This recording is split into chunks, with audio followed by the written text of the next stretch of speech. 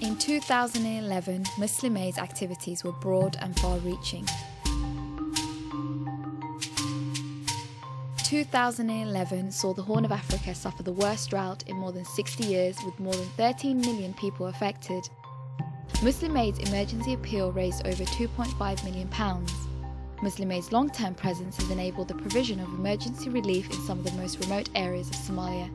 Momin and I are here today in this camp in Mogadishu. We're here to help this family with this tent that they've made. As you can see, these tents are made out of twigs and pieces of cloth that they can find around the camp. Sometimes it's their own clothing, sometimes it's just dust bags that they found and they just cut up and put around the tent. What we're going to do is we're going to give this family a Muslim Aid shelter pack.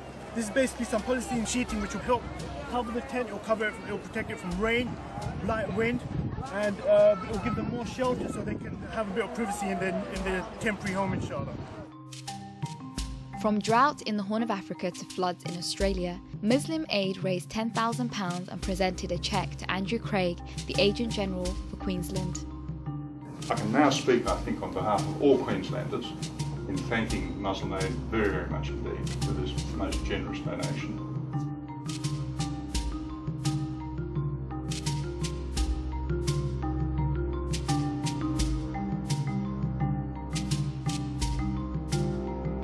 In Bangladesh, at the Muslim Aid Institute of Technology, 603 students undertook various courses including ICT programming, engineering and mechanics, dressmaking, graphic design and electronics, among many others.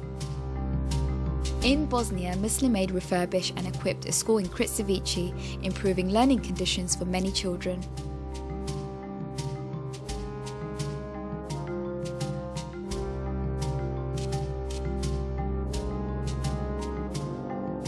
In Pakistan, 2011 saw the planning and commencement of the permanent construction of model villages in 5 flood-affected districts: Mianwali, Rajampur, Char Sada, Dadu and Tata.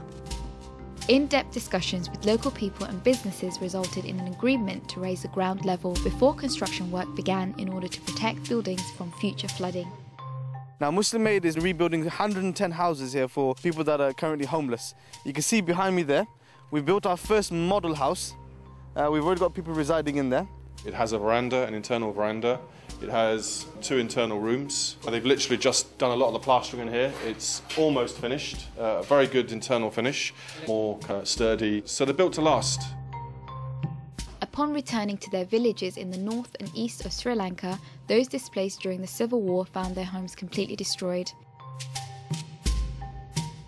Muslim Aid provided permanent housing for 104 families living in tents in Adunkulam village, Mana province.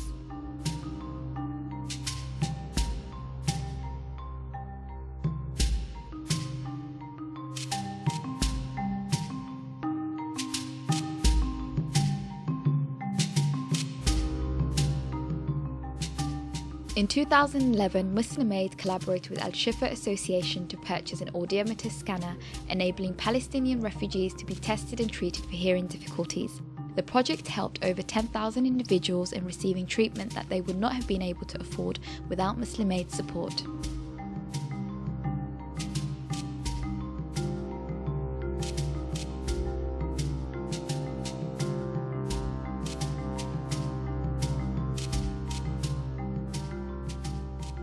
Muslim Aid Indonesia embarked upon a project to improve the quality of life for students from 4 schools and their communities within the areas affected by the 2010 Mount Merapi volcanic eruptions. Training was provided in the areas of water, sanitation, health, hygiene and environmental protection, as well as disaster risk reduction.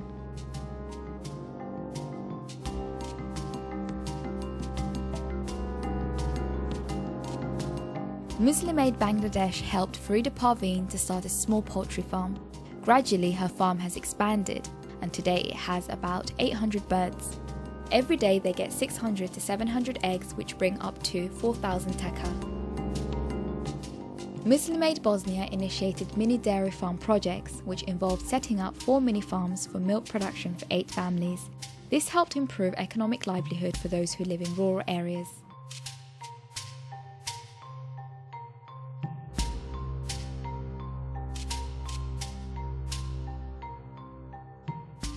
In 2011, 3,305 children were sponsored through Muslim Aid's Rainbow Family Programme.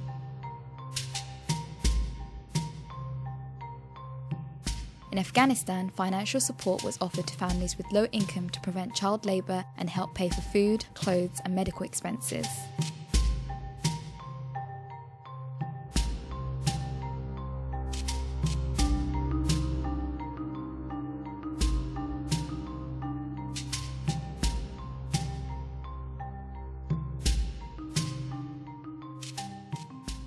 In 2011, Muslim Aid spent over £330,000 on its Feed the Fasting programme. Muslim Aid partner Guyana International Relief Organisation implemented food pack distribution for people in need in Guyana. Muslim Aid, we are here in Wolverhampton, Asda, to fundraise for the cause of East Africa, where there are millions devastated, millions are being left dispatched from their houses, from their homes, from their families. I wanted to be a part of actually helping feed those people that are going through the drought in Africa at the moment. I believe there are 10 million people who've got no water, and 2 million children, I believe, are, got no food. So that's why we're doing this. We have been fundraising here from the morning, and Muslim Aid is working with many Asdas all over the UK to fundraise for the cause and to help the people that are distressed in Africa. In 2011, Muslim Aid field offices and partners implemented a £400,000 plus Qurbani programme.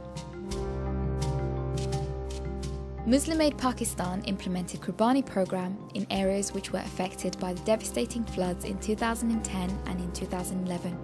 Over 10,000 beneficiaries received Qurbani meat.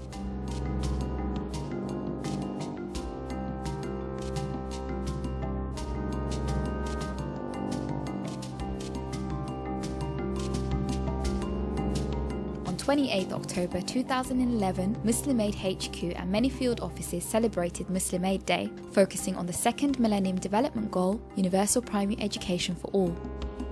This year, the day is dedicated to raising awareness about universal primary education, which is also the second Millennium Development Goal.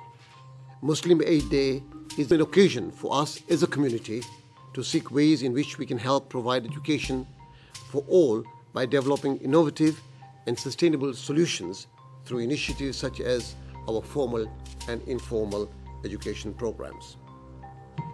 Whilst HQ held a press conference highlighting the importance of educating children around the world, many field offices held training events aimed at men, women and children, informing participants of the benefits of sending children to school.